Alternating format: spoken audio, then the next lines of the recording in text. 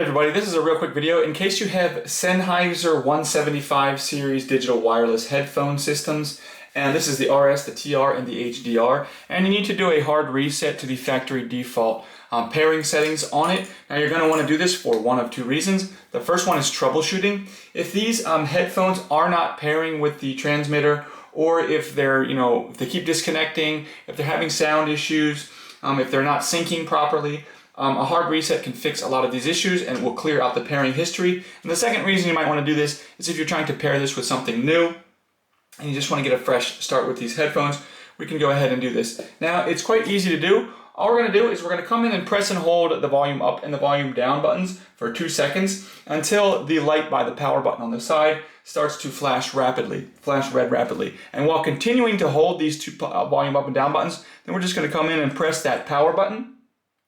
And then we're going to release all 3 of the buttons simultaneously. So the status light up by the power button will light up either green or red depending on how charged the battery is, but then it'll start to flash slowly, and that's indicating that everything has been cleared out, and you can go ahead and pair this like a new set of headphones.